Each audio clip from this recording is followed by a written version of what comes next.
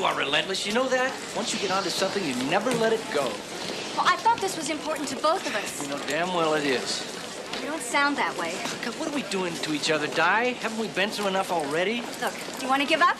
Do you want to give up? If you want to give up, just tell me. And then what? I don't know.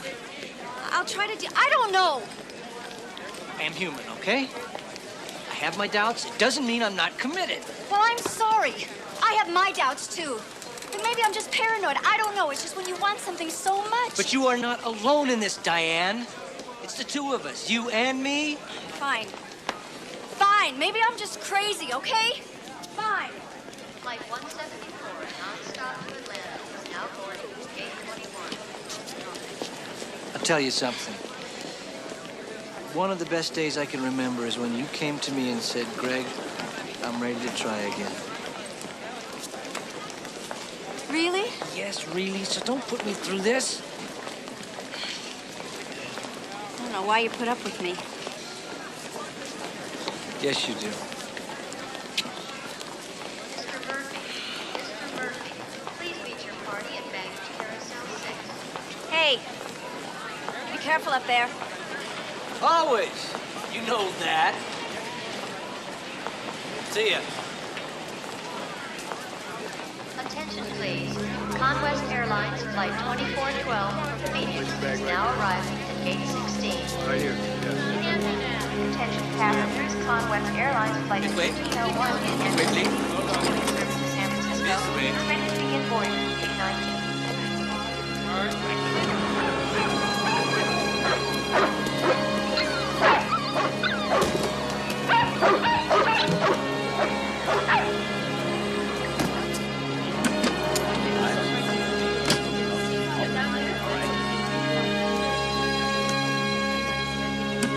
Start valve lights. Out. Electrical system. Is, check.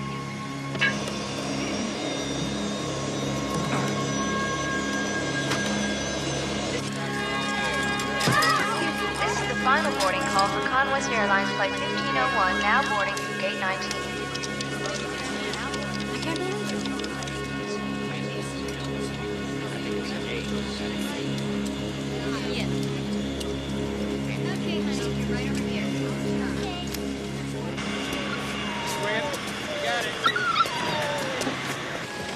Good afternoon, Senator.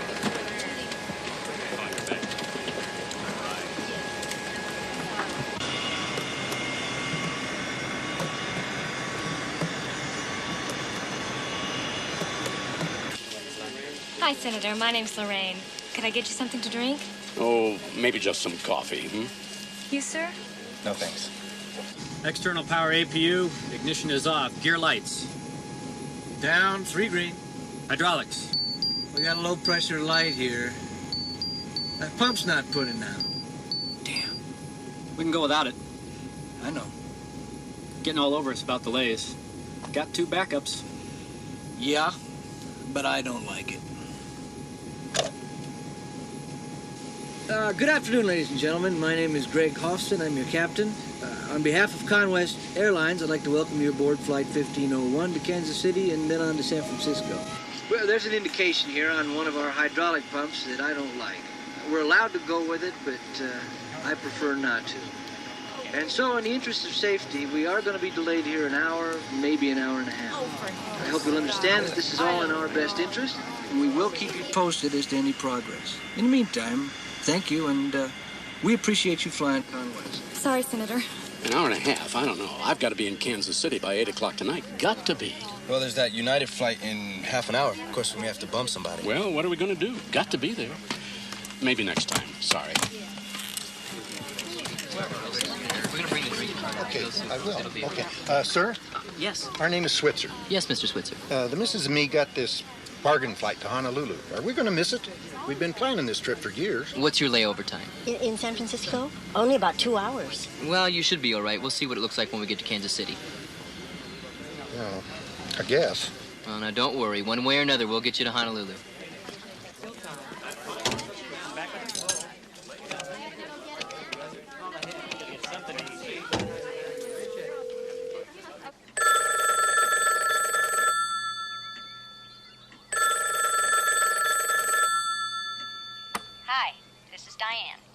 Yes, this is a recording.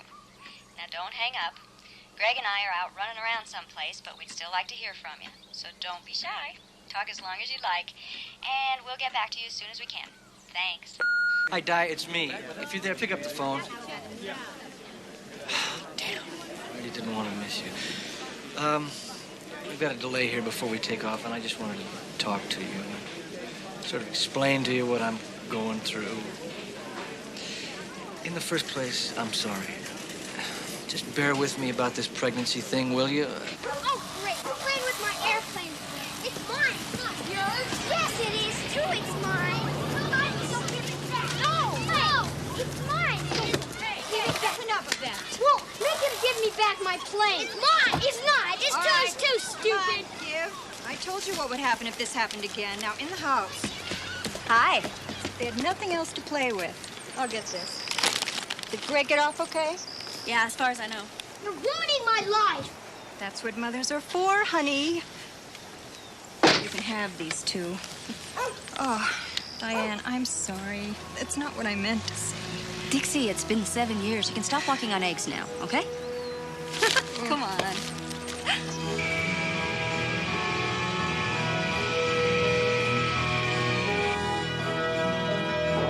1620 heavy, hold at runway 35 right.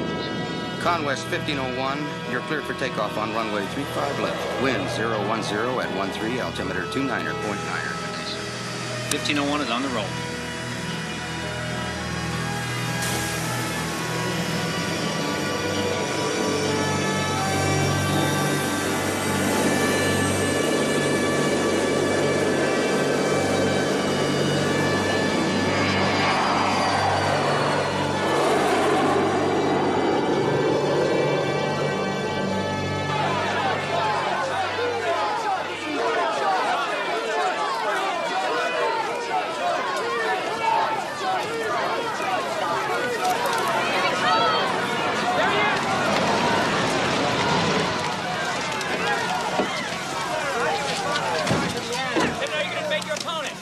Senator, hi, I'm Ted Wilbeck. Welcome to Kansas City. Well, thank you, Mr. Welbeck. It's good to be here. First thing that's gone right all day. Our flight was held up, then we missed that United flight, and I had to charter a jet. Taxpayers are going to love that. Well, I misunderstood. We thought maybe you took that bomb threat seriously. Bomb threat? Well, that's what they said. I don't know, Senator. Maybe someone doesn't like your attitude about abortion. Well, there's nothing new about that. Wait a minute. No one told you? We got a call at the conference headquarters here that said you'd never made it to Kansas City, and then when you switched planes, well, we assumed that... Did you follow up on it? Well, we assumed your staff did. Did you warn the airline? Did anybody? If you mean Conwest, no, you weren't on that flight. Mr. Welbeck, the bomber, if there is one, doesn't know that.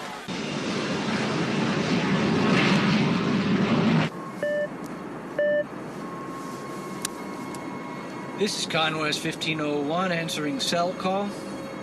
Roger, 1501. We have dispatch on the frequency. Go ahead. Dispatch, this is 1501. Roger, Captain. We have just received a bomb threat regarding your flight. Say again.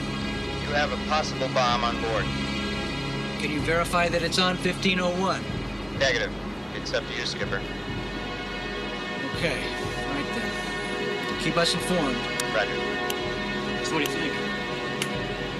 Cleveland Center, this is Conwest 1501. We have just received word of a bomb threat nearest major airport.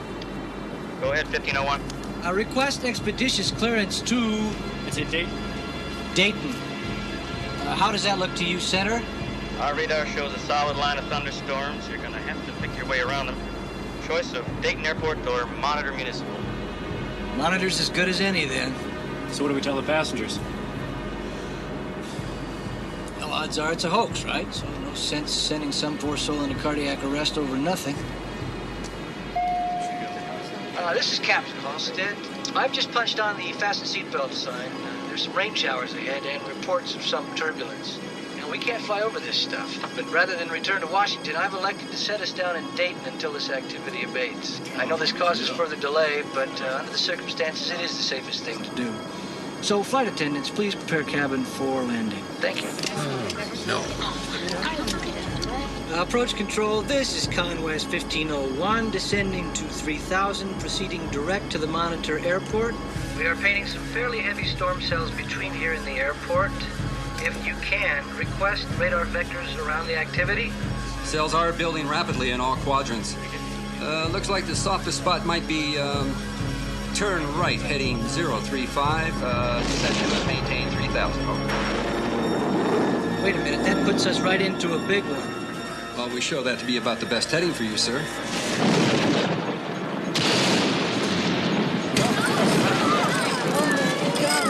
Doesn't look that good to us. We're going to maintain present heading 180. According to our radar, that puts you right in the middle of the largest cell. Well, I'm going to have to go by what we see here. Seems to be the best way to get through this stuff. Not according to our radar. But, you're the captain. Maintain heading 180. You're cleared to land on runway 18.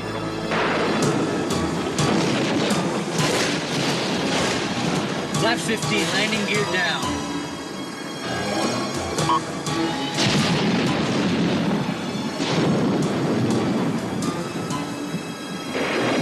Something's wrong here. I don't like the looks of this. Flight attendants, take your seats now.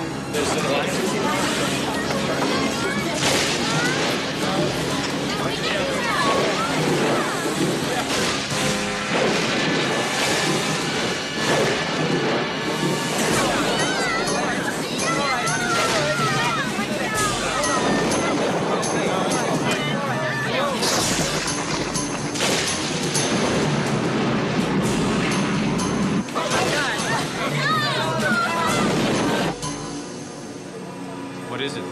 Something screwy here. How's 1501 look to you? What's he doing? Big front blown in from the east and he's flying right into it. Not according to his radar. That the guy with the bomb? Right, he's coming in on 18. Damn, I'm gonna scramble crash trucks. Oh boy. 1501, we now show you on the worst of it. Oh my God. It's okay. Be on the ground in a minute.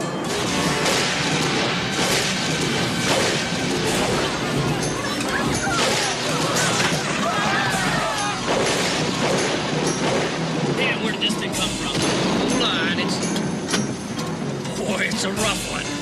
Rambo crash equipment to runway 18. Rambo crash equipment to runway 18.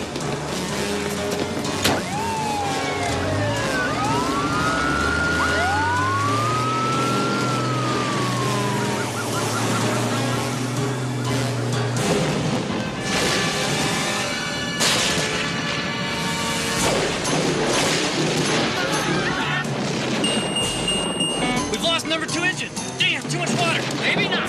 Try an air start.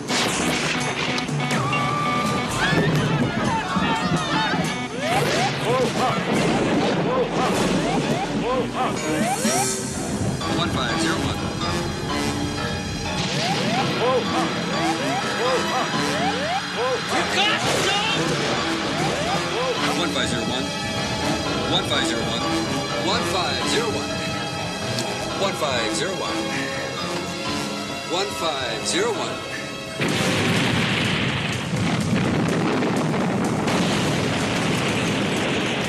I got a crash on the airport. Runway is closed. Airport is closed. Airport is closed. All aircraft on this frequency, please stand by. We have an emergency. You will be vectored to another airport. This airport is closed.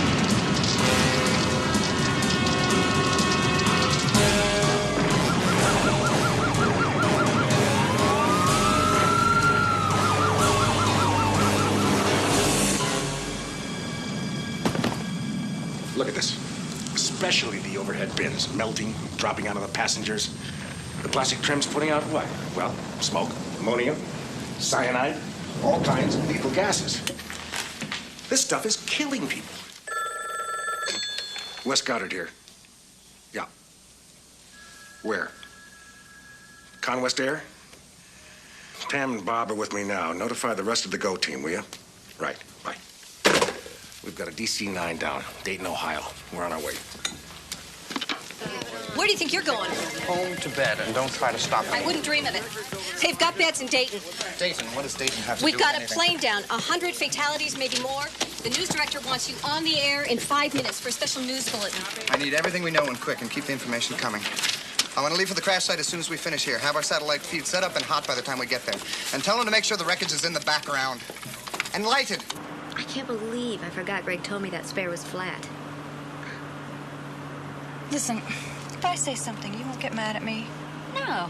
Why? You're such a private person in some ways. Dixie, come on. What does Greg have to say about all this? Oh.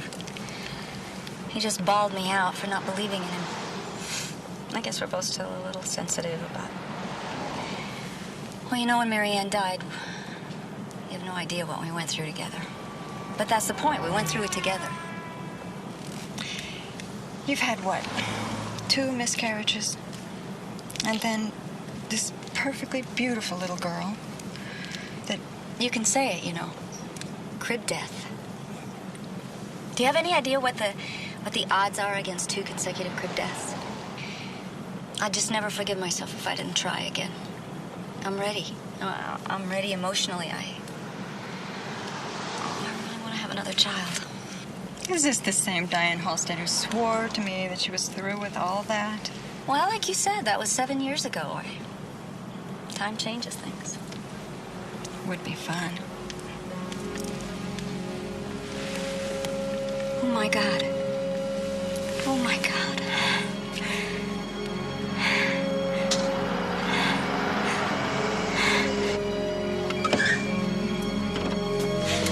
Is he dead? Diane. Is he dead or alive? Just tell me. The only information we have is the plane went down outside of Dayton. No, he was going to Kansas City. Well, they had to divert some kind of bomb threat. Diane, I'm sorry. I have to see him. I have to go there. We'll get you there.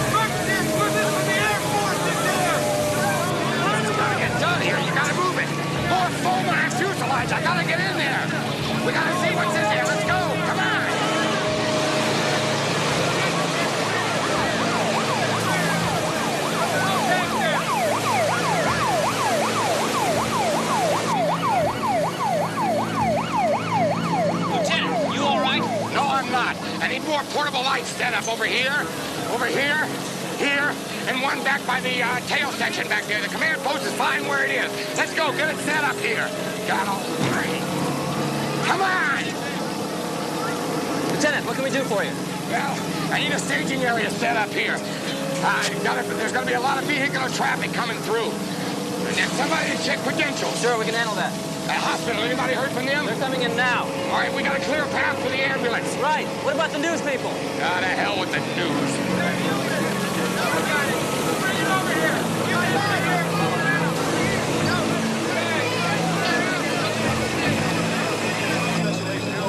Excuse me, who's the on-scene commander? I am, for now anyway. What can I do for you? Special Agent Bryce, FBI. We were told there was a bomb threat involved. That's right. We're going to have to secure the area then. Hey, well, wait a minute here. Who are those people over there?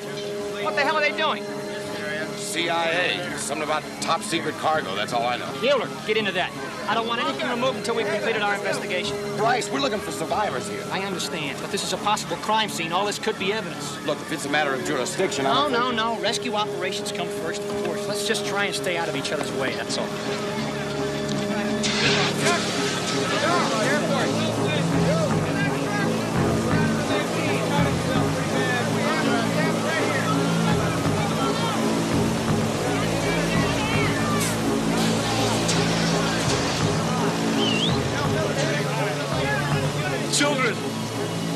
over. They were...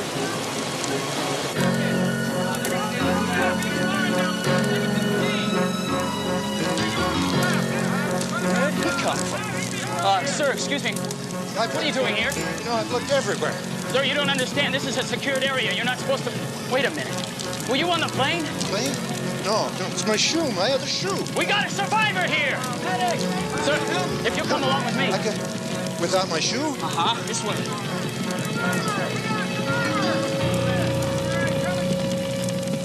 There seem to be two factors. One is a bomb threat, and the other, this isn't at all clear yet. Are we on? Excuse me, I've learned that we just have picture. As I was saying, there was something about thunderstorms and confusion in the cockpit of the plane. I'm not sure what that means. I'll have to trace that down. As to survivors, only one is confirmed at this point. Nickerson? Yeah. It's Chet. You got the TV on? No, why? A plane just went down in Dayton. No kidding. How's it look? We're talking 130 people now. I want you to fly in there ASAP. I don't care what it takes. Just get down there and start digging around. Any survivors? So far, only one. Okay, I'll start with the hospital. You coming with me? No, I'll drive down tomorrow. You go ahead and get started without me. This could be a big one, right? Yeah, I know.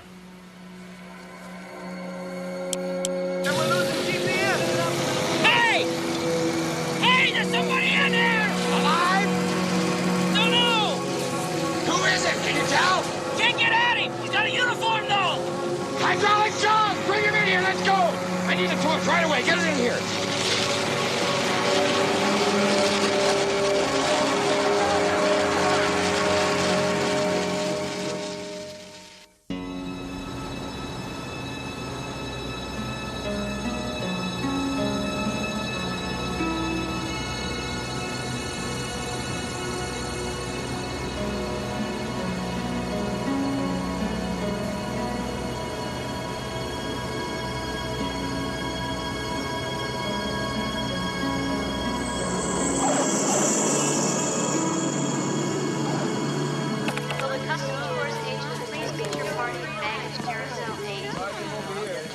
Mrs. Halston?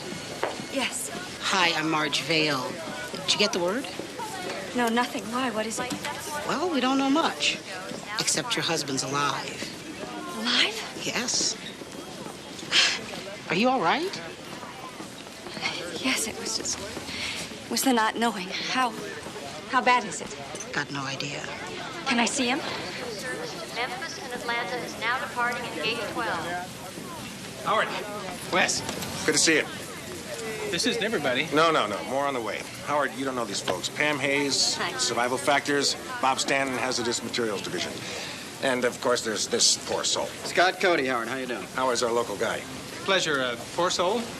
Oh, he's just jealous. Yeah, Scott seems to think that I envy pilots. I see Airline Pilots Association. You're an insufferable bunch. So, how's it look out there, Howard? Pretty bad. Survivors? So far, just two, a passenger and a captain. Out of how many? 130, maybe. Oh, God, that's awful. Well, you want to get checked in first? No, let's get out to the site. Look, if the pilot's still alive, I want to go and see him.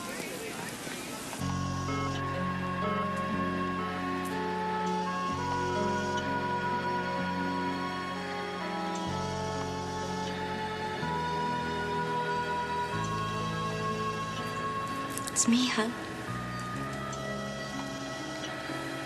Can he hear me?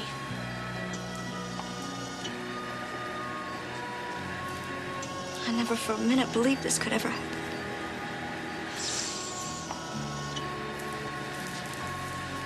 Could we be alone? Could I be alone with him just for a minute?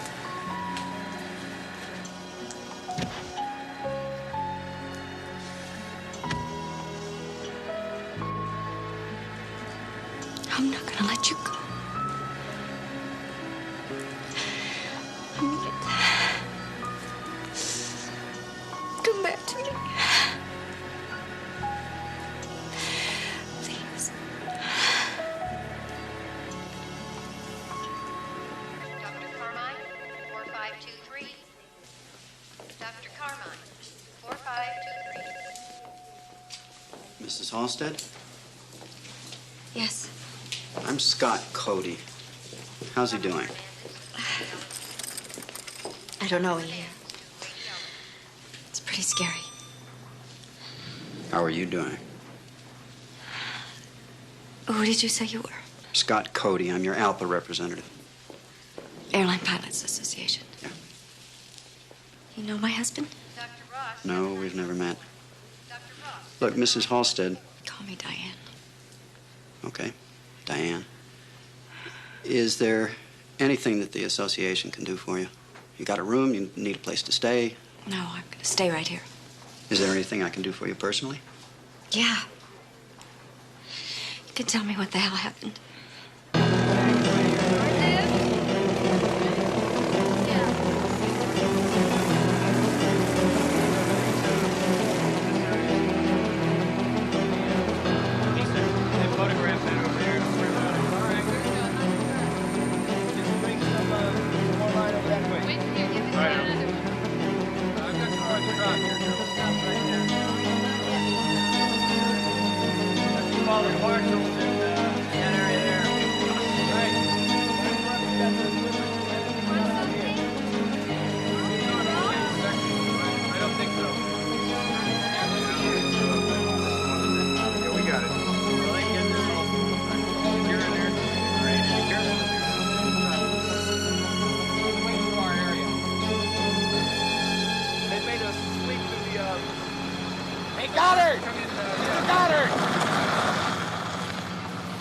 Well, I guess we're out of here. Is there any equipment you're going to be needing? No. I very much appreciate your help, Lieutenant. What'd we do? Douse a few fires? Find a couple of survivors? Wish to God it had been more. Thanks. Wes, look who's here. Sergeant, how'd that man get in here? The priest? Let him in myself. He's giving last rites. Why? Because he's not a priest. Grab him. You're kidding. I'm quite serious. Sergeant, we mean it. Stop him. Hey, you! Get that man! Hey! Stop! Hold it! Hey! Excuse me. This area is restricted. Special Agent Bryce, FBI. Wes Goddard, National Transportation Safety Board. I'm the investigator in charge. This is Stanton and Hayes. I suppose you're looking for the black boxes? Well, actually, we were wondering about this CIA business. No trace of them yet. The boxes, that is. Probably still in the tail section. We can pull them out for you if you like. No, thanks. We've had a little practice. I think we can handle it. Don't get huffy. Just trying to help. Then tell us about this CIA thing. Well, I guess possession's still 9/10 of the law. And what's that mean? Apparently, they came right in with the crash wagons. Makes you wonder where they got their info, right? Anyway, they cleared out with it before anyone could stop them. With what? I don't know. Top secret. Spy stuff, maybe. You know how they are about those things. I hope we're not in your way here. As a matter of fact, you are. Well, you won't get too uptight if we try to do our job, will you? And we tend to get a little impatient if we can't go to work. Well, I don't know. FBI has a little investigation of its own to do first. Then do the people of the United States a favor, Bryce. Try not to disturb this scene too much. We've got to find out why that plane went down. Aren't we touchy? Damn business is tough enough without his attitude. Well, look here. Know this guy, do you? Hello, Ash. I thought you were still serving 5 to 10 in Joliet. Well, you gotta know how to use the system. What's he got on him, Sergeant? I don't know. Cash, a lot of jewelry. Haven't counted it yet. Yeah, well, his last haul was $15,000. You know, Ash, I spotted you 50 yards away. If you're going to persist in this line of work, I'd strongly suggest that you consider plastic surgery. Might be an improvement. Larwin! Wes, we're gonna go on ahead. Yeah, we've set up a temporary morgue over in Hangar 5, and we'll be out of your way as soon as we can. Good. Look, I hate to ask you this, but try to keep your people from kicking the tin around, okay? It's important to document the exact location of the wreckage. And in some cases, even the smallest little fragment can tell a big story. I don't know how to describe what I'm seeing here. Just total devastation everywhere you look. Bodies, fragments of bodies, luggage, wreckage of the plane itself, strewn for nearly half a mile. The furrows in the earth indicate the wing struck the ground at a steep angle. But why? We know there was a bomb threat. Some eyewitnesses say they saw an explosion. Others saw lightning strike the plane. One claims an engine was on fire. These, I'm sorry to say, are not extraordinary events. But one thing is, according to air traffic control, the pilot, Captain Gregory Halstead, refused, actually refused to follow their instructions and flew into the most dangerous part of the storm. Of course, that is when the plane went down. So it seems to me that federal investigators have their hands full. All we can do at this point is await further developments. This is Spence Zolman for your News Watch. The pilot from Virginia, right?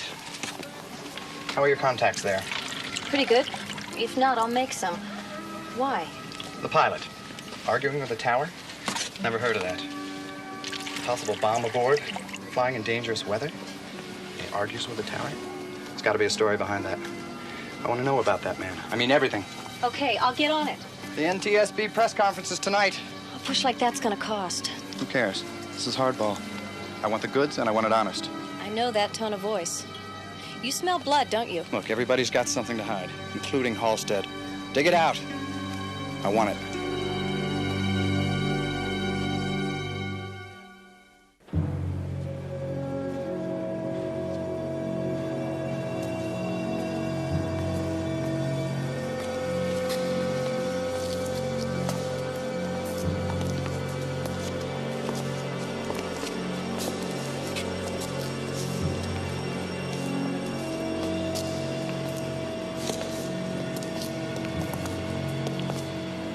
I don't envy you this.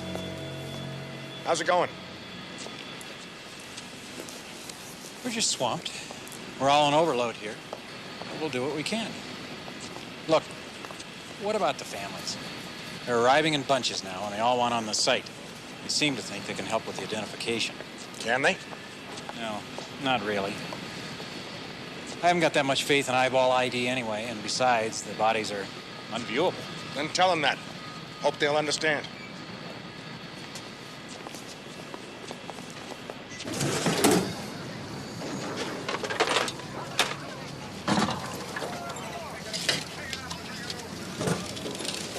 Here's something. Oh, you recognize that? Part of our uniform.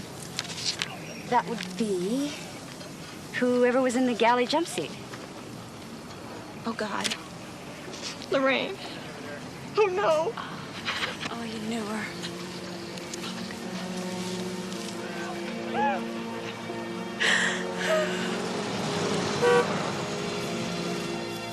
How's it going, Chief? You tell me. Well, I pulled the black boxes. They look pretty good. Go. Get him back to Washington. Long gone.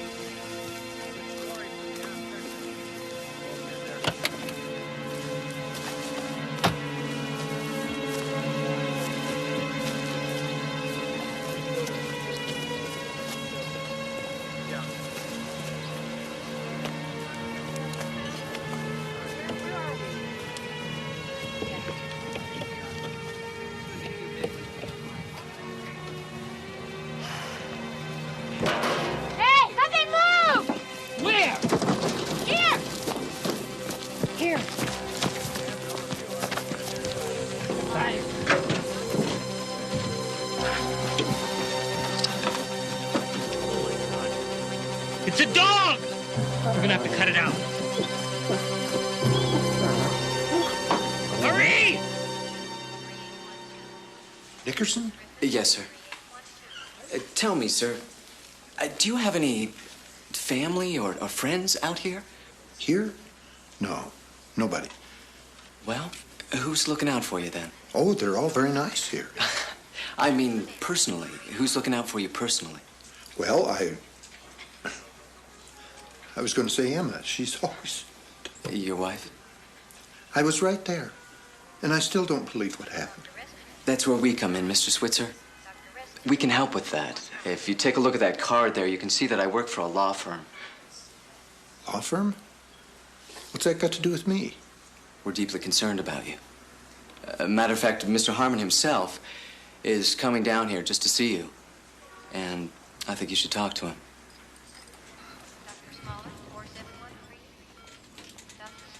Oh. Honey, I'm right here.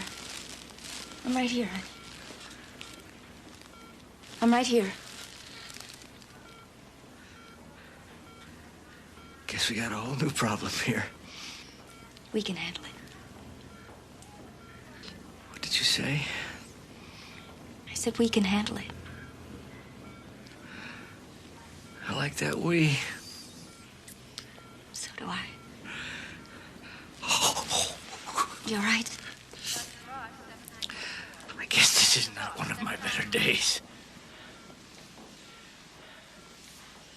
Hello? Honey, this is Scott Cody. Alpa? How you doing, Skipper? It's a bitch. I kill all those people. No, I kind of doubt it. You've got an outstanding flight record. Last thing I remember is hitting that storm cell, and then it all goes. Well, don't you worry about that now, huh? Probably the medication. It'll come back to you.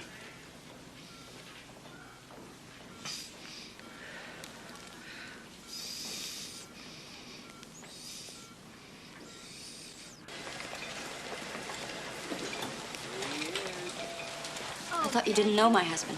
Or were you just saying that about his flying ability? Nope, got his training history and all his flight records. That was quick. Well, the airline sent it over. Diane, I think that you ought to know that we're going to be going into his entire background and releasing that to the media. Good. I want people to know about him. You'll get your shot. We'll be taking a deposition from you, and it'll get pretty personal, particularly about the last 48 hours. So I'm afraid you won't have much privacy for a while. Who's we?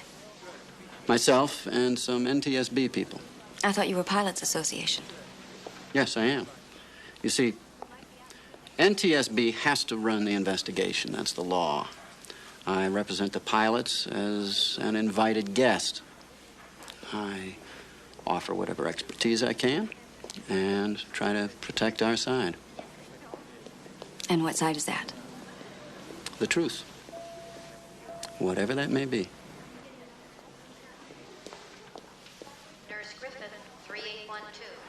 I went through that crash like it was nothing. Wife dying and all. For some reason, it just never really hit me. And I'm wondering, what the hell's wrong with me, you know? And then last night, I went through that crash all over again. I mean, I really went through it. And not just once. Each time, it got worse. Am I losing my mind? No, not at all. It's called post-impact trauma, Mr. Switzer. It can happen to most anybody. I'm not sure I can handle all this. No, of course not. What you need is professional help. And that's what I'm here for. Well, I don't know. A while ago, an insurance guy was in. He said he'd take care of all that. What insurance guy? Airline, I think. Real nice guy. Real considerate. Nice? You know, the company that this man represents, Mr. Switzer, is going to start poking around in your private life and see if you got anything to hide. And then they are going to use it against you to keep you from taking him to court. Oh, yes, yes, they can really do that. Courts? Boy, I don't know. Well, you stick with me, Mr. Switzer, there aren't going to be any courts. Hey, I can't afford no lawyer. You don't understand. Mr. Switzer, you and your wife bought a ticket to get from point A to point B, but you never made it. And the fault lies with the airline. And so they pay. They pay you, and then they pay me. It's as simple as that. So what do you say? What do you think? You know, this happens every single time. You want the cause of the crash. Well, if we knew that, we wouldn't even be here. But surely you have some idea. And that's the other thing. You want us to speculate. We don't do that. Board policy is to issue statements of fact, period. Now, if you wish to draw conclusions from those facts, you're free to do so. What about the bomb threat on Senator Charleston? That's under the FBI's jurisdiction. They've launched their usual thorough investigation. And? So far, nothing conclusive. Mr. Zollman? According to my sources, the pilot has no recollection of the crash. Is that accurate? The last thing he remembers is penetrating the cell, yes. Well, did he say anything about his argument with the tower? I wouldn't characterize it as an argument. You wouldn't? Have you run the tapes? Several times. Then what would you call it? I'd say two individuals operating with conflicting information. And one of them had to be wrong. That's your opinion. Oh, come on now. We all know the tower's information was correct. That pilot flew directly into a storm cell, the most dangerous cell in the area. Mr. Zollman, that particular pilot has accrued a total of 15,000 flying hours, the last 2,000 of which were in this aircraft type. Let me tell you about that particular pilot, Mr. Goddard. There is an experimental drug called proquiline used to increase sexual potency. This drug has not been approved by the FDA, but apparently that didn't matter to that pilot of yours because at the time of the flight, he was on that drug. We have no such information. Well, I do, and I can document it.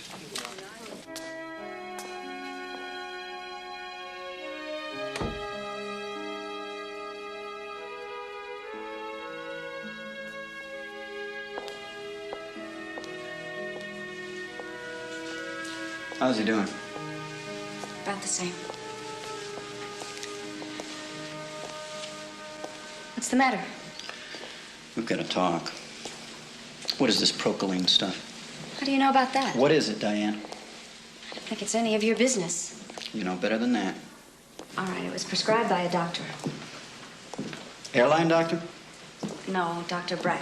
He said, try it, maybe it'll help solve the problem. What problem?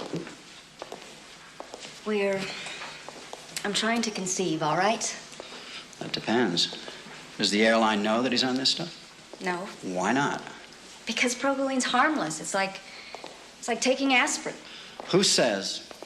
This is Dr. Breck. Look, I was there. Greg said, hey, Doc, is this drug legal? Is it going to affect my flying? Is it going to make me drowsy or dizzy or anything? And he said, absolutely not. It's been prescribed by doctors for 15 years. There's nothing dangerous in this, Scott. Greg would have known. I would have known. And Greg would never have gotten on an airplane. That's how he is. Who is this Dr. Breck, anyway? He's a fertility specialist. I have trouble conceiving, and on top of that, Greg's sperm count is down. And you look totally unconvinced. Who put you onto this anyway? Spence Zollman. And it was carried nationwide. Now, I don't know how many people saw it, but I do know this. They heard only one thing, that the pilot of Flight 1501 was on drugs. What are these people thinking? How can they get away with this?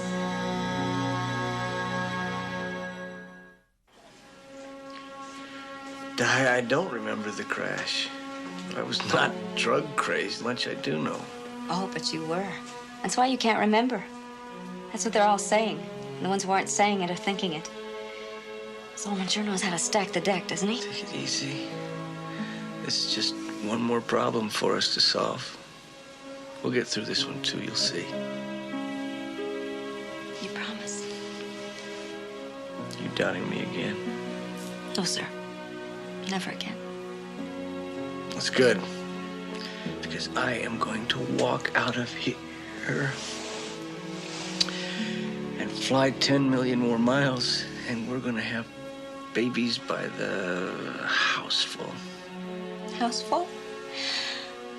I'd settle for one. You look so tired. Because I wasn't as convincing as I thought. Oh, come on. You've never lied to me before. We've been lucky, you know, the two of us.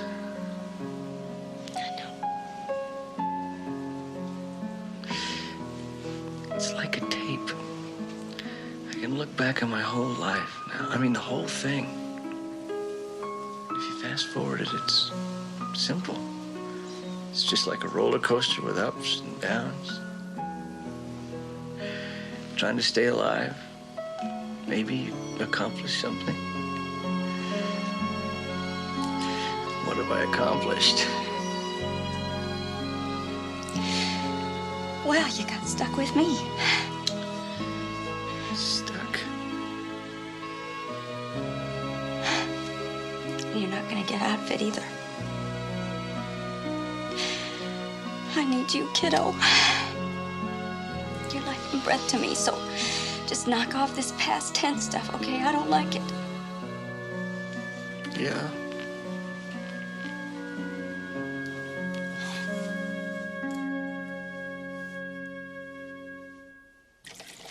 All right, Mr. Lindenwood is going to feed the flight recorder data into our computer and come up with a visual reconstruct of the crash. You mean we'll be able to sit down and actually watch the crash happen? That's right. This particular flight recorder tracks, what, Bob, 73 different functions? To name a few: altitude, angle of attack, pitch, roll, magnetic heading, position of control surfaces, thrust, hydraulic pressures, etc. All in binary code. What about the cockpit voice recorder? The other black box. People, I'm sorry to have to tell you, we've lost the golden nugget. Oh, what? Why? What happened? Well, sometime before impact, 3 circuit breakers popped simultaneously. Wouldn't reset. A moment later, no cockpit light. Is there anything on that alleged secret cargo? Isn't that a mess? You know, it's worse than you think. It's CIA stuff. The guts of some kind of spy satellite. Maximum security clearance is required and all that. Bob, this is critical. We've got to know what was in that crate. Well, we may get that chance. The Department of Defense lawyers got into it. Oh, those guys. Apparently, they're working on some kind of compromise. They might even make it available to us. So they're going to be on our side for once? Hope springs eternal. So what you're saying is something's in the works, right? Right. Good. Stanton, what do you got? Well, we had a fire. Apparently, post-crash, fuel-fed. It had to be, really. Minimal damage except in the fore and mid-cargo compartments. It got a little hotter in there. Anything significant in that? No, I don't think so. The wing tank ruptured right next to it. Post-crash fire. All right, so much for that. What brought the plane down, folks? We're running out of possibilities here. Unless, of course, there was a bomb aboard. Mr. Bryce, the FBI got a position on that yet? Well, we found no structural revelations. Since then, we've looked everywhere for explosion signatures, chemical residues. Lab's been over everything, including seat and carpet samples. In short, About time. we found nothing that would not be there naturally. Don't suppose there's another way to put that? We found no evidence of sabotage. You can rule out a bomb, and that's official. It's official. Thank you. Which brings us to the drug thing. We have that, Wes. Where's, Pam, could you help me out? Could I see your D file? Yeah. We ran a tox on the pilot. Now, the stuff was in his system, so we telephoned the pharmaceutical company, and they faxed us all the critical data on Procaline. Are we in trouble on that? No, we ran a pretty good study. We're satisfied Procaline has no adverse effects on performance.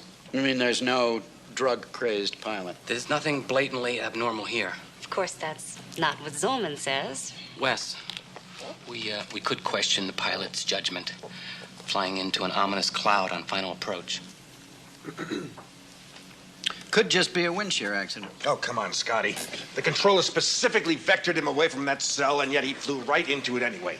That's a judgment problem, and you know it. Pilot error. What else is there? No bomb aboard, no structural failure, no in-flight fire. If you've got a better answer, let's have it. Overhead bins opened up, and all that stuff started flying around hitting people. I seen one of them stewardesses. I saw her face, and she was really scared. That's when I knew we was really in for something. Is this kind of what you want? Doing fine, Mr. Switzer. Just whatever you remember, okay? It was rough, and we was getting jerked from side to side, and I looked out the window because I could hear that engine change in pitch, down. Which side of the plane was that? The left side. And then we started tipping down, and then my side of the plane went over, and then all of a sudden we just rolled over. And just like that, over and down. And I told myself, this is it. This is as far as we're going to go, right here. And I looked at Em there, and she's looking back at me, perfectly calm. I'll never get over that.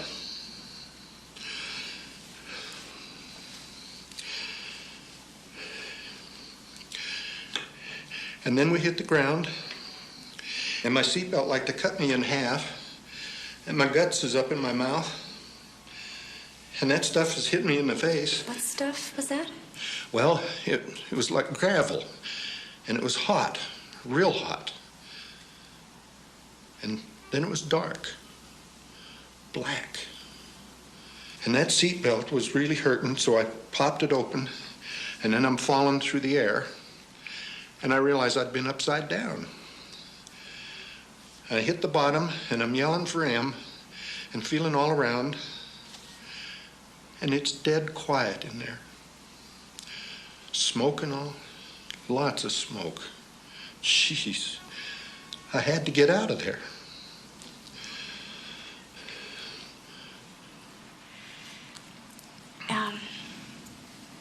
You got out of the plane, obviously. Do you remember how? No, I can't. I remember being in this field, and there's a guy sitting there in his seat. Then I started seeing lights, and then people are coming. And I said, "Hey, fella." Come on, get up now. It's all over. And I walked around in front to see him. And there's this...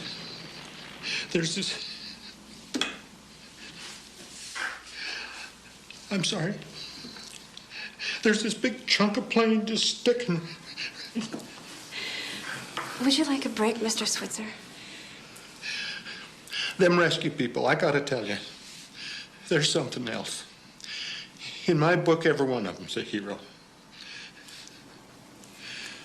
Let's take a minute. Let me get you some coffee. How come I'm still alive? Will you answer me that?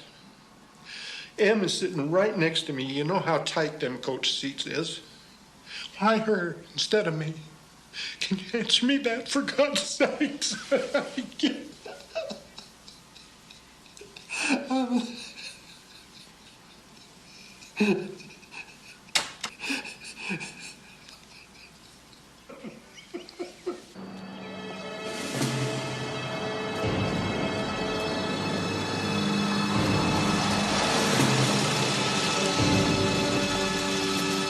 ID, sir?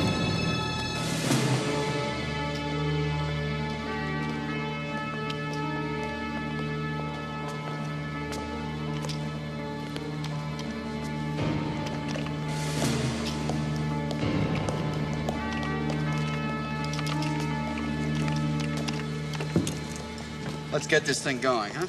A bit testy this morning, are we? Better get you back to bed.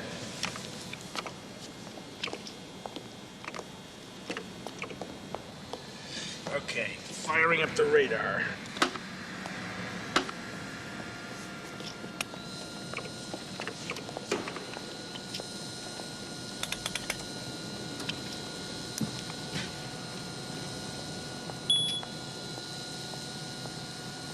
Since we don't have any storm cells handy, I parked that flying classroom out there as a stand-in. How's it read to you? It's a reasonable facsimile. Paints a good return. Sure. Dr. Van Buren, will you fire up that bogey you got over there, or whatever it is that nobody else can look at but you? Sour grapes, Mr. Goddard? Okay.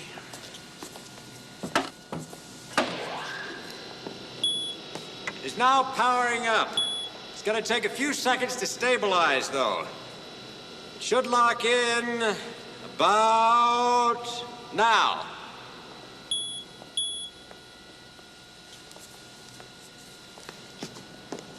Dr. Van Buren, you want to turn that thing on and off a couple of times? Okay.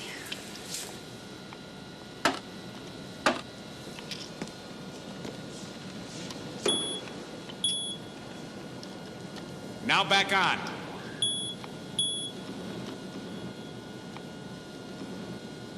Now, you're not supposed to ship live electronic equipment in a plane. That's strictly forbidden. Now, do you know anything about rise time, square waves, anything like that?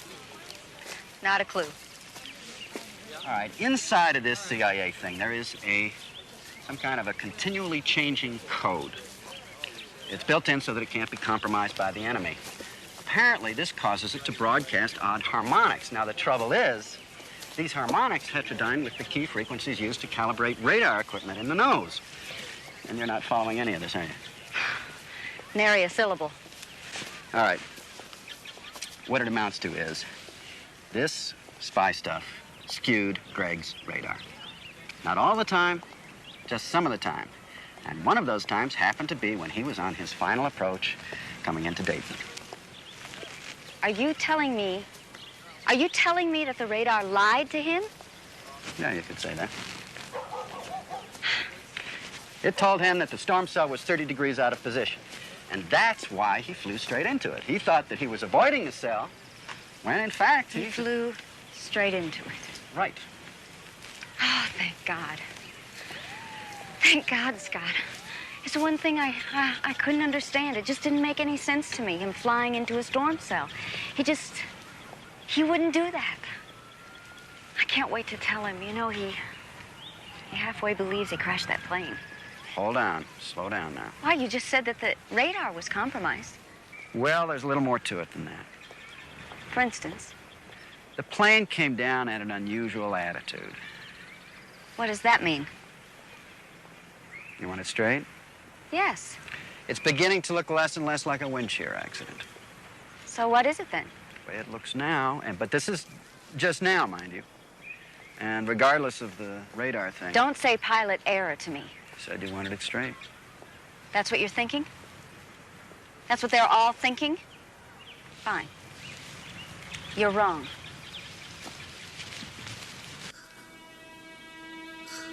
Several days after the crash, the grim task of identifying the victims of Conwest Flight 1501 continues. Refrigerated trucks are being used to store the dead until a team of pathologists assembled from Ohio, Pennsylvania, and Illinois finish performing the autopsies. Several dozen grieving relatives of the crash victims visited a hangar at the airport to claim the luggage of their loved ones. As the family members walked out of the hangar, suitcases in hand, some had to be helped after breaking down.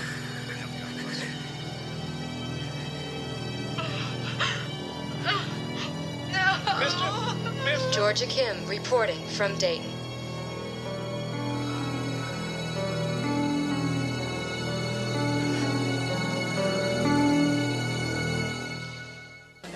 Here she comes now. Here she comes. Please, Mrs. please, Halstead. ladies and gentlemen, let us Mrs. through. Halstead, Georgia Kim Please, reporting live. please. Any Wait comments here, regarding please. the accusations All your that the questions crash will of be Conwest answered Flight in due 1501 course. was due to pilot Please, error on the ladies part of and your gentlemen, just husband? let us Any through. comments on that, Mrs. Everyone, Halstead? please take a seat. Everyone, now please sit down.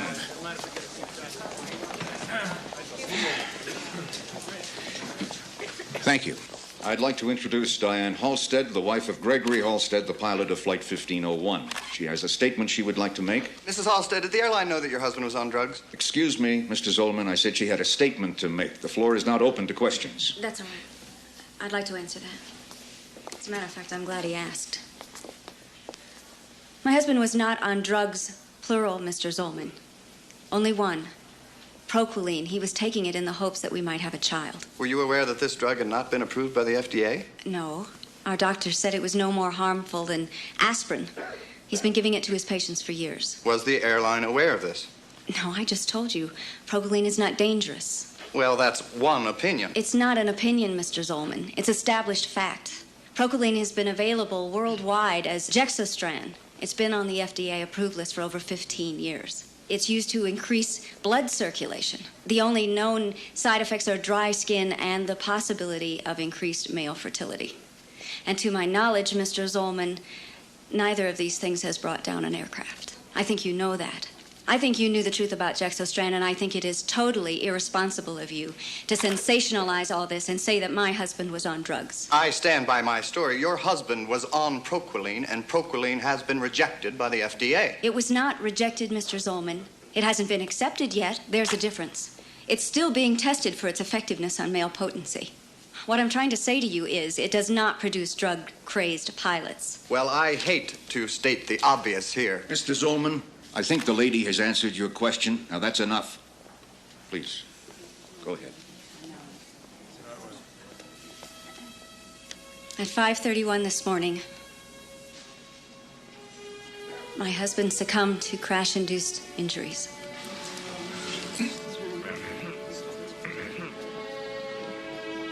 He died not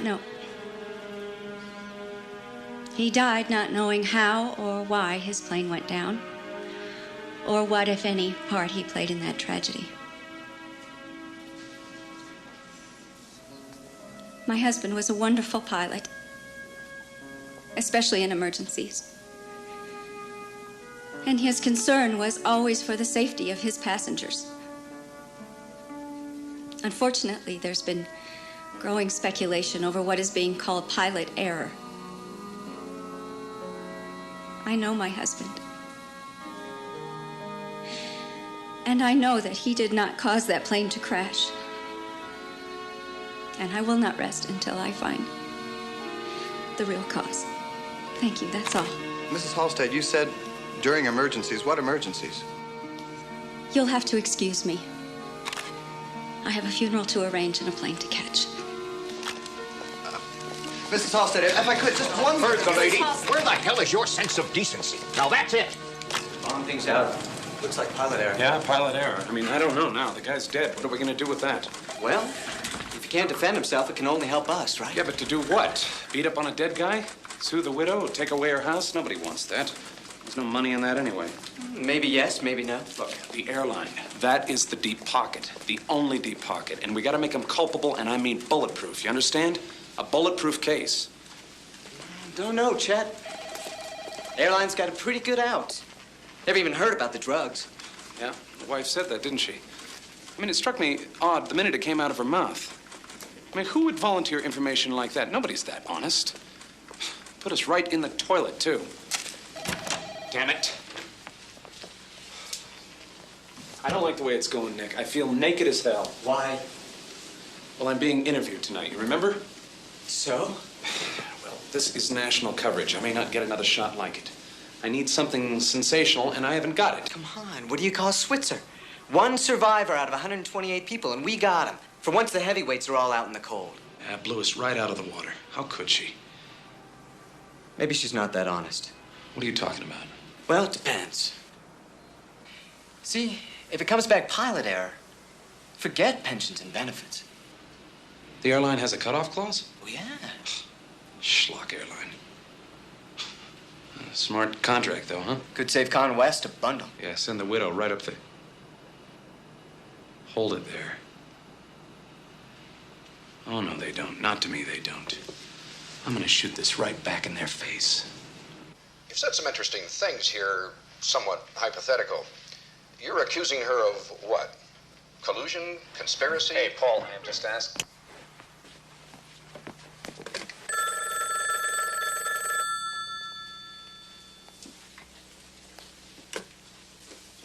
Hello? It's Cody. What are you doing? Packing. Turn on channel 41. I have a plane to catch. No, there's something you ought to see. Scott? Just turn it on. But we have got 128 dead now. I mean, 128 people dead. Who is responsible? Still sounds like an accusation to me. But go ahead. All right, I'll ask another question. If you were the widow and you knew that you were about to lose all your pension and benefits, and the airline comes to you and says, we would like to offer you a deal, would you listen? What? Is this just speculation, or do you understand now? I am not accusing anyone of anything. All I am saying is there are certain questions that need answers. Now, suppose you were the widow. The airline comes to you. They say, look, we want to restore all your pensions and benefits and maybe slide a little something under the table. All you got to do in return is say, we don't know anything about the drugs. Well, is that a good deal? I mean, would you say yes to a thing like that?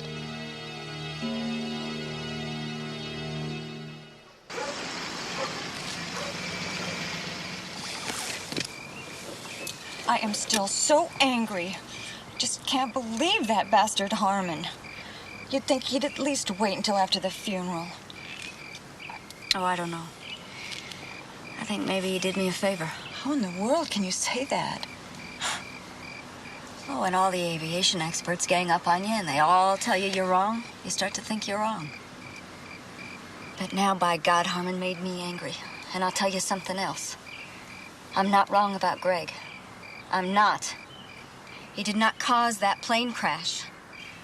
And starting tomorrow, somehow, I'm gonna prove that he didn't do it. Well, I still think that Harmon should be lynched. Well, that wouldn't hurt either. I'll call you tomorrow.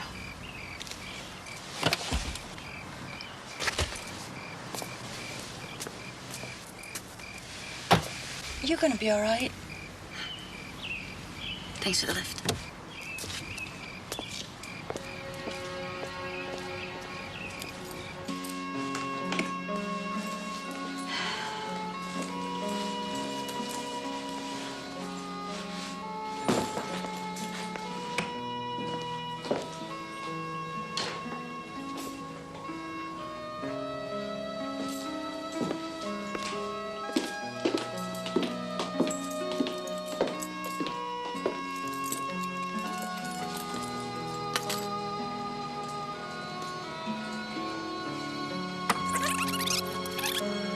Mrs. Halstead, this is Judy from the dental office.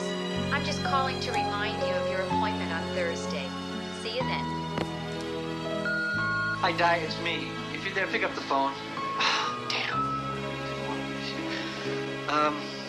We've got a delay here before we take off, and I just wanted to talk to you. Sort of explain to you what I'm going through.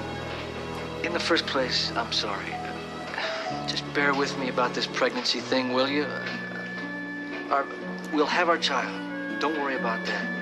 Anyway, when I get back from this flight, I want to spend time with you. Lots of time. Let's just go back to that inn in Carmel with the fireplace. Oh, I want to do all the good things with you again. Let's just give ourselves a break and just be lovers again. Okay? What do you say? And maybe the child will just come. Whatever happened to phone booths with privacy? Anyway, look, I have got to go get ready to fly, and I just wanted to say that I love you. I love you. And as long as we have each other, we can't lose. I love you. I'll be seeing you. Bye.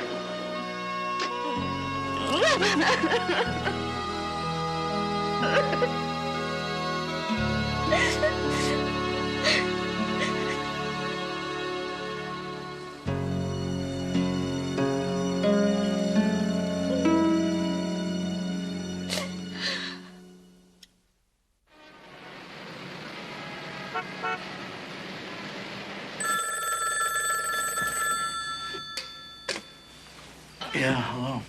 Scott, Diane Halstead. Look, I know I woke you up. It's 3 o'clock in the morning.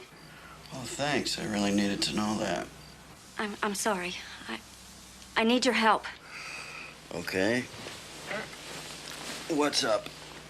I remember you saying that they're putting the plane together. Yeah, the airframe guys are doing that. Where? It's in a rented hangar here in Dayton. Look, can't this wait? We're all gonna be back in D.C. tomorrow night. But the wreckage is in Dayton.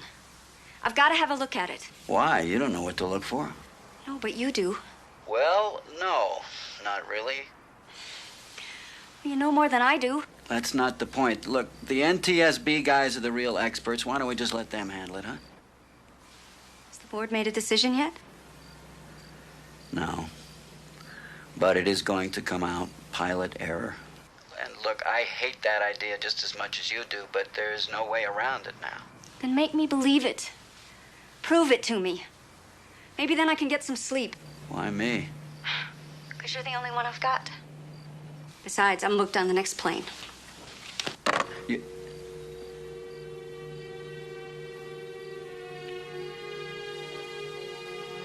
Start now here. All right, bring it in.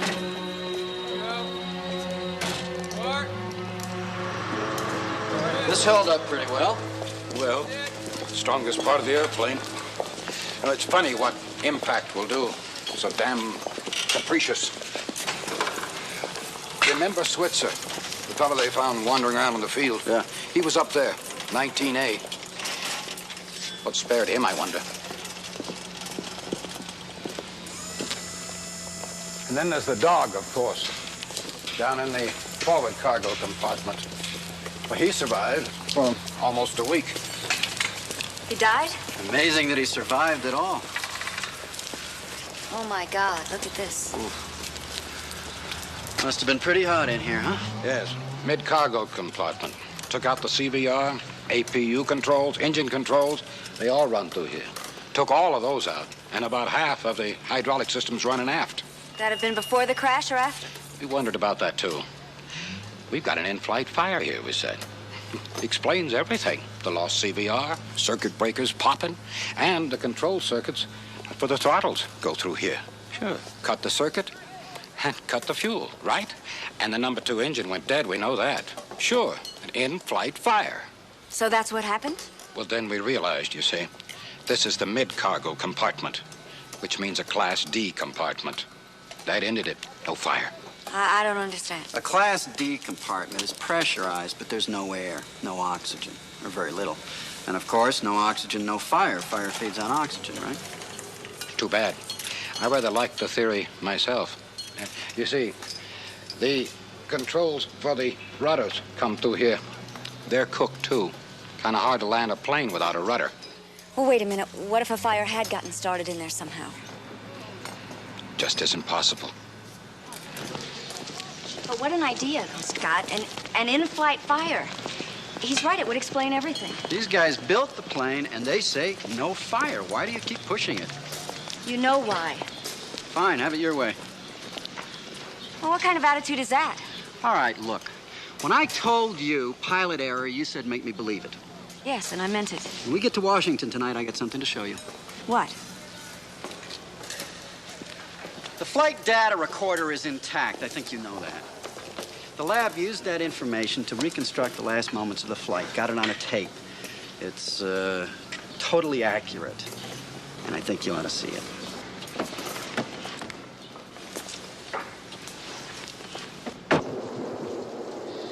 Approach control, this is Conwest 1501, descending to 3000, proceeding direct to the Monitor Airport.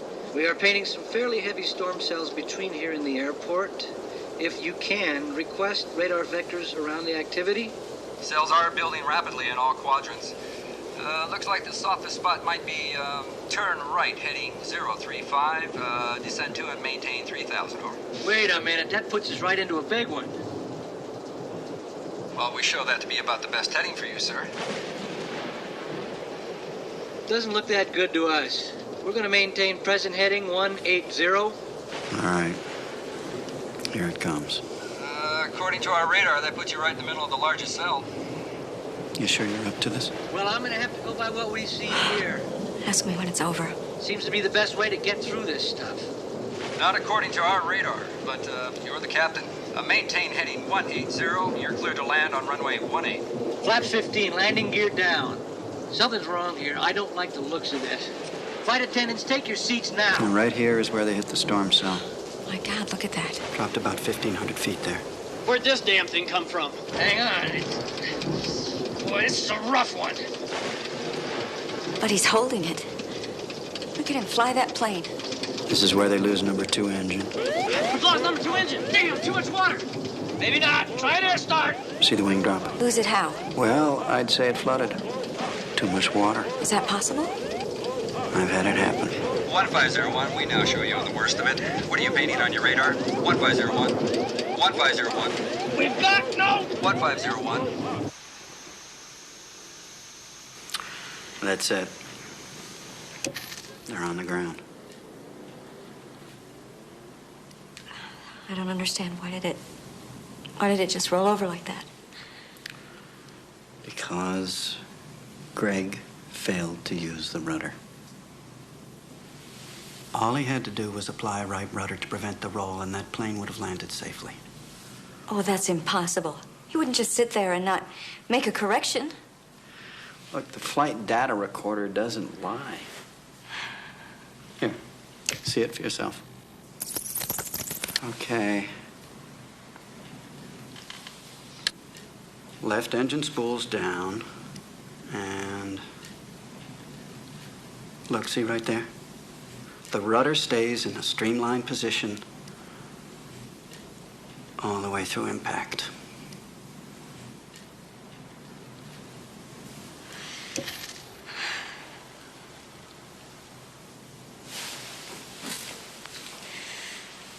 What was he trying to say?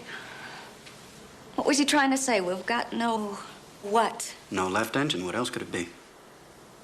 Oh, he wouldn't say that. He doesn't talk like that. He'd say number 2 failed or we lost number 2. Hold on now.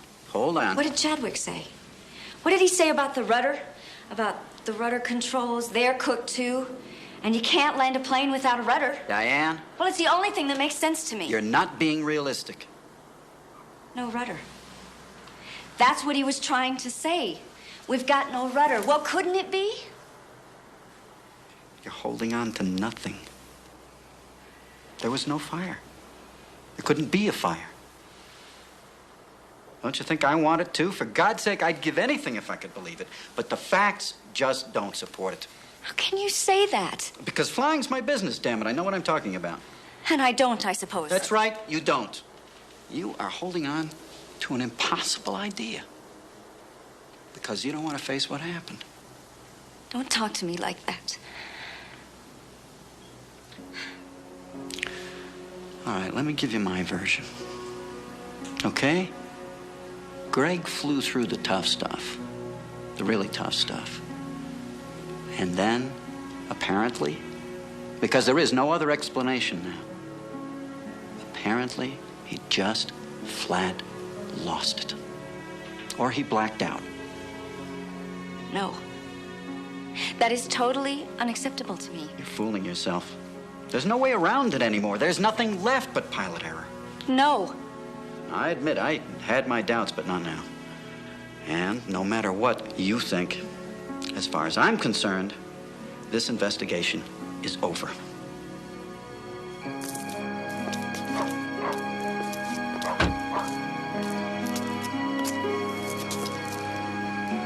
Got some pretty good scotch inside. What do you think? Well, now I call that an idea. As long as you promise not to shoot me. I asked you to make me believe it, and you did.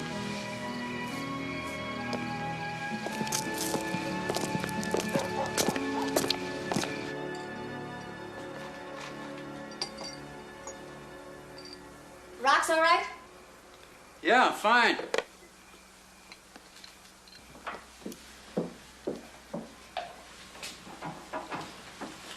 Here we go. You're taking this very well. No, I'm not. I don't think I've ever been so wrong in my whole life. It's gonna take me a little while to get used to it. Here's to the truth. Whole truth and nothing but. What's the matter? You shouldn't have said that. Said what? Something's bothering me. There's a loose end. The golden retriever. What about it? Oh, you go through a plane crash. You're trapped in the wreckage for days. And what happened? I don't know. It just died. Why? What killed it? At this point, what possible difference could it make? Well, if we don't know what killed a dog, we don't know the whole truth, do we? Maybe we don't care what killed the dog. Come on, not a little bit curious?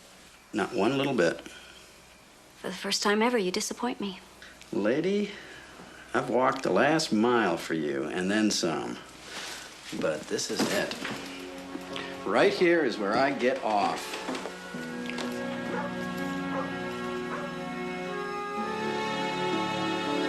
Oh, no, it's not.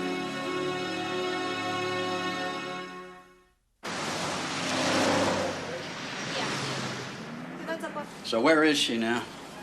In the lab with Stanton. And you actually autopsied the dog. Well, you tried saying no to her. What did it get you? Thanks for lunch. I'm out of here. You think this is funny, don't you? Well, what did the autopsy say? Toxic fumes. Isn't that a surprise? Matter of fact, it was. What, with all that burning insulation? Come on. The precise cause of death was, and I quote, inhalation of sodium-based toxins, unquote. Get that, pal? Sodium. On an airplane? Where the hell did that come from? What do you care? You're out of here. I am a party to this investigation, you know. You know, Scott, you're a good man. But you're a little lacking in, whimsy. So where was the dog? Well, let's take a look. The dog was here in the fore cargo compartment. But the thing is, there were no sodium products of any kind in there. Where did they come from? So we looked in the mid cargo compartment here in pink. Found a variety of things in there. 10 cases of bottled water, sodium-free, miscellaneous items of hardware, 12 cartons of computer printout stock, various other things, all chemically inert. And then we came to this. Somewhat unidentifiable flying object, listed in the manifest only as, quote, laundry chemicals, unquote. Bob, Pam, what do you got? We may be onto something. Come and take a look. Ah, yes. Wes, I want you to look at these witness marks. You see how they run the length of it? That indicates that on impact, this was lying on its side, which means its contents possibly leaked out during flight. Horrible-looking mess. What was in it? You know, that's what I wondered. So I called the guy who shipped it. Wes, right away, he got feisty with me. And I said to him, oh, yeah? Well, fine. I'll be seeing you. So I flew up to Newark, New Jersey, where his plant is. I was met by his lawyer. Well, then I knew I was on to something. So I says to his lawyer, now you listen. We have federal subpoena power. Do you want to play ball? You got an answer. Well, you know I did. What was in it? Well, for one, a 10-gallon polyethylene drum. Now I have a replica over here. It was filled with H2O2. Hydrogen peroxide. You mean like the household stuff? No, that would be at about a 3% solution. This was at 50% strength. Now, in contact with other materials, it's a violent oxidizer that can cause spontaneous combustion. Well, that can't be legal on airplanes. Absolutely not. No wonder the guy was feisty. No, this stuff can release huge quantities of oxygen. On top of that, the rest of the drum was filled with, and here's the magic word, sodium orthosilicate. They filled it in and packed it down tight. And it's pretty corrosive stuff. Dare I ask? Could it have started a fire? Well, you'd think so, wouldn't you? Not only that, but supply its own oxygen. Did you hear that, Scott? What do you mean you would think so? It doesn't work. What? Well, we mixed it together and nothing happened. Oh, no. Not exactly true. It generated a lot of heat and smoke. But no fire. Yes, but that only represents the first flight. What are you getting at? That fiber drum started off in Newark, was flown to Washington, sat there for a day, and then was loaded onto Flight 1501. But Wes, the real point is that the drum was lying on its side, which caused the hydrogen peroxide to seep out and soak into the drum. And then it sat for a whole day in Washington and dried out. And the result? Well, a 50% solution can't start a fire, but a 60% solution can. So the question is how to build up a 60% solution. Now come around here. To answer the question, I had to ask myself, what if it spilt again on Flight 1501? I mean, why not? We know it was on its side. The witness marks show that. I assume you've simulated all of that? Of course. And? Well, we don't know yet. Why not, Bob?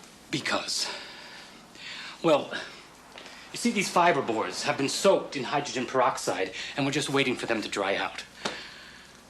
What are you getting at? Patience, Wes. So let's get on with it. Give one of them a try.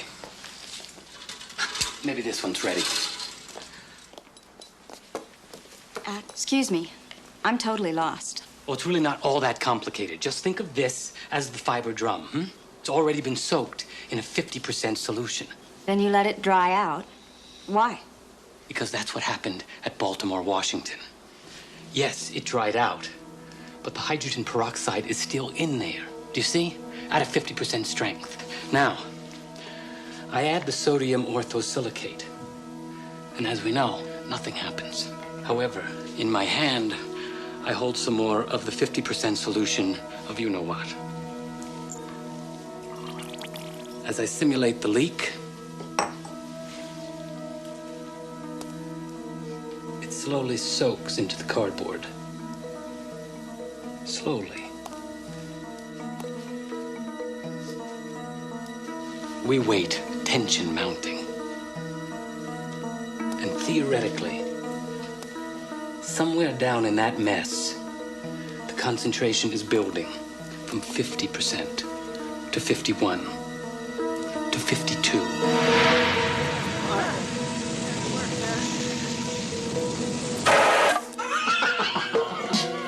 Wow! My God, we've done it! Not so hasty. Let's see if it tracks.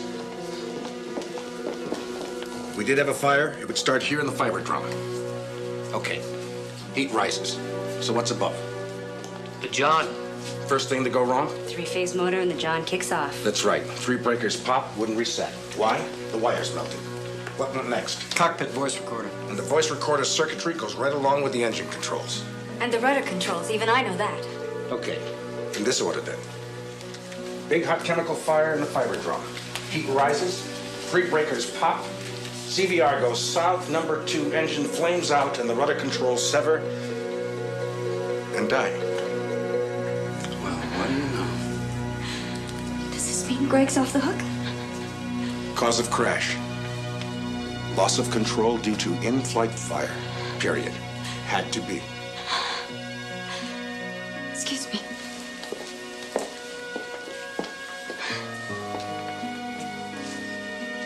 Diane, you all right?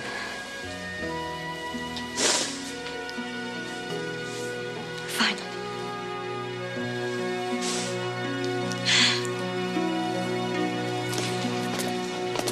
So, another day. Another hot, miserable, muggy day. Oh, I don't know. I think it's going to be beautiful. Never give up, do you? So where's the press when you need them, huh? Well, I have a statement to make anyway. I was wrong about you right from the start and all the way through. I was wrong and you were right. I want to apologize. My, you're taking this very well.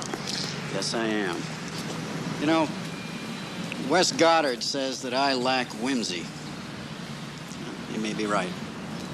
You're a rock, Scott Cody. Don't change a thing. And you are obstinate, uncompromising, and totally impossible. I'm gonna miss that.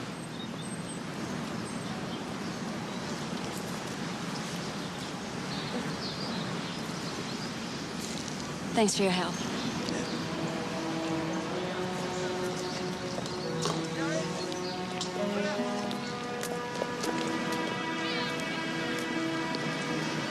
I'll see you around.